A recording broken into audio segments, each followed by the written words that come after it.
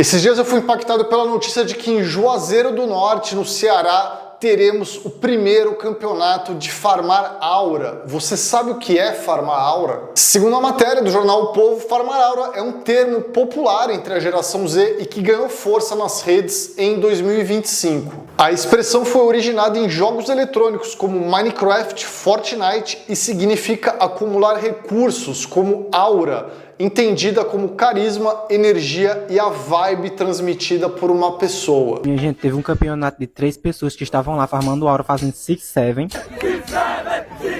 Bom, deu para entender mais ou menos aí o que é farmar aura. Eu vou tentar explicar de uma maneira aqui que os antigos também possam entender. E para isso eu vou buscar a origem da expressão complexo de vira-lata criada por Nelson Rodrigues. Essa expressão faz uma referência ao trauma sofrido em 1950, quando o Brasil perdeu a Copa do Mundo em casa, no Maracanã, jogando contra o Uruguai. O Nelson Rodrigues estava vivo em 1950 para ver aquela derrota traumática do Brasil, mas graças a Deus ele não estava mais aqui para ver o 7-1 em 2014. Bom, na Copa seguinte, de 1954, que foi jogada na Suíça, o Brasil foi eliminado nas quartas de final, perdendo para a Hungria. O Brasil ainda se recuperava ali do trauma de 1950. Mas aí justamente nesse período, entre 1954 e 1958, surgiu Pelé e Nelson Rodrigues escreveu o seguinte: por que perdemos na Suíça para a Hungria?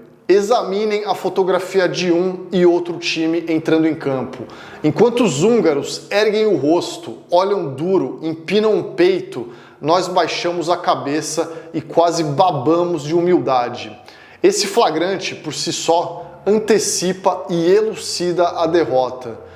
Com Pelé no time e outros como ele, ninguém irá para a Suécia com a alma dos vira-latas. Os outros é que tremerão diante de nós. Cara, não tem como não se emocionar lendo isso aqui. Se o Nelson Rodrigues tivesse nascido entre 1997 e 2012, ou seja, se ele fizesse parte da geração Z, ele estaria dizendo nesse texto que o Pelé estava farmando aura. Esse texto aí foi publicado na Manchete Esportiva um pouco antes da Copa de 58, na Suécia. Como vocês sabem, o Brasil ganhou aquela Copa de 58. Foi a primeira Copa que o Brasil ganhou e foi também quando o Pelé surgiu para o mundo ali, um dos maiores ícones culturais aí de todos os tempos. E não é à toa que ele é o maior de todos. E não, eu não estou falando do Pelé dessa vez aqui, eu estou falando do Nelson Rodrigues, um dos homens aí que melhor entendeu o Brasil de todos os tempos. Como eu falei, eu acho impossível não se emocionar diante de um texto como esse aí. E na série Brasil 70, a saga do Tri, existe um episódio inteiro dedicado ao fantasma do Maracanazo, como ficou conhecido esse episódio aí, como ficou conhecida essa derrota do Brasil para o Uruguai em 1950. O episódio é bastante didático aí sobre toda essa história aí, sobre como o Pelé sofreu vendo o pai dele chorar, enquanto o Brasil era derrotado ali pelo Uruguai. E na Copa de 1970, já com Pelé no time, o Brasil iria voltar a enfrentar o Uruguai pela semifinal e o fantasma ali voltou a assombrar os jogadores do Brasil. E mesmo já tendo vencido 2 Copas, o Pelé fica atordoado com a possibilidade de perder aquele jogo simplesmente porque era o Uruguai do outro lado. E mesmo com aquele time do Uruguai não valendo um caracol, como diz o Zagallo, nas palavras do Zagallo aí, o clima ali é de medo e de angústia no vestiário, na concentração entre os jogadores. Bom, a gente já sabe o final do jogo, eu não sei se você sabe, mas o Brasil ganhou aquela Copa de 70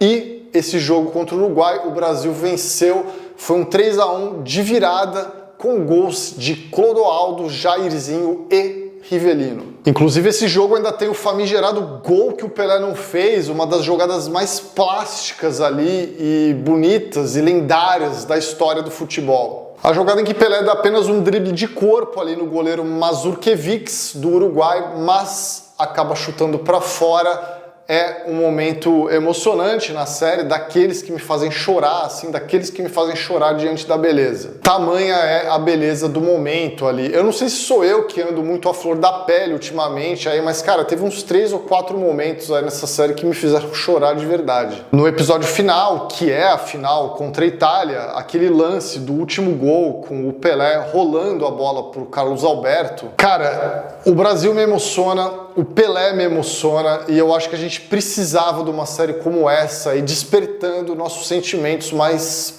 ufanistas. A gente passou a vida inteira assistindo na sessão da tarde filme americano, exaltando os americanos, tipo os americanos derrotando os russos de todas as formas. Então eu não conseguia parar de pensar nisso enquanto eu via essa série. Eu não deixo de achar bonito a gente finalmente vendo as nossas histórias sendo contadas, histórias reais, nossas histórias sendo exaltadas ali. Esse episódio mesmo aí que eu citei, que é o do jogo do Brasil contra o Uruguai, cara, a gente fica torcendo ali para o uruguaio apanhar, e com razão. A gente quer ver o João Saldanha socando a cara de uruguaio, cara, é isso que a gente quer ver. Aliás, antes de falar sobre qualquer outra coisa da série aqui, eu queria falar apenas o nome João Saldanha. Para quem não sabe, João Saldanha foi um comunista, jornalista e também técnico de futebol brasileiro. Ele foi o treinador do Brasil nas eliminatórias para a Copa de 70, conseguiu fazer uma campanha 100% ali só com vitórias e devolveu a autoestima para o Brasil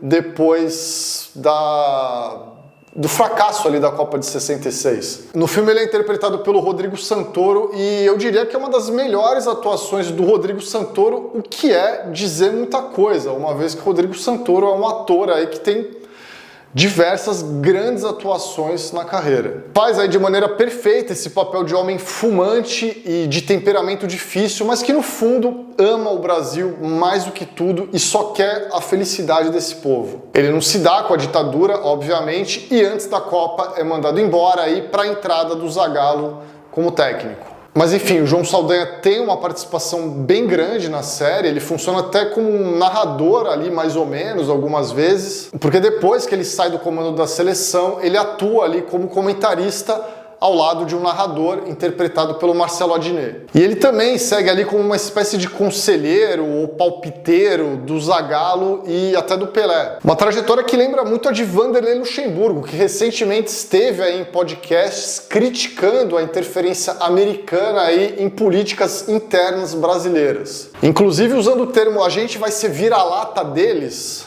Olha o vira-lata aí de novo. Nós que brigamos contra a ditadura, que tiramos a ditadura fora para ser um país democrático, você vai dar o Brasil para os Estados Unidos. Agora a gente vai ter que ser cachorrinho vira-lata deles para eles governarem o Brasil. E falando em boas representações de figuras folclóricas do nosso imaginário do futebol, é preciso dizer que é uma representação do Pelé bem decente aqui. O ator Lucas Agrícola, obviamente, foi escolhido por uma semelhança física muito grande com o Pelé, mas ele faz um trabalho muito bom. E a gente está falando de uma figura difícil de ser retratada, tipo o Silvio Santos. A gente já viu diversas representações, imitações e etc. Você pode esquecer aquele filme de 10 anos atrás, o Pelé, o Nascimento de uma Lenda, lá, que, cara, é uma das cinebiografias mais bizarras que eu já vi na minha vida. É uma versão totalmente americanizada aí da história do Pelé. Aqui não. Aqui a gente tem um Pelé mais brasileiro e eu acredito que a melhor representação do Pelé que eu já vi até hoje. Aliás, todos os outros jogadores entregam carisma em algum nível, alguns ganham mais destaque aí ao longo da série, tipo o Tostão, o Jairzinho, o Rivelino, e até o goleiro Félix, que tem toda uma história ali sobre ele ser frangueiro, uma história com a filha dele, que também é legal ali para situar como estavam as coisas no Brasil. Tipo, tem cenas da família reunida assistindo o jogo, aí um moleque fica zoando a filha do Félix porque ele não tá no álbum de figurinha,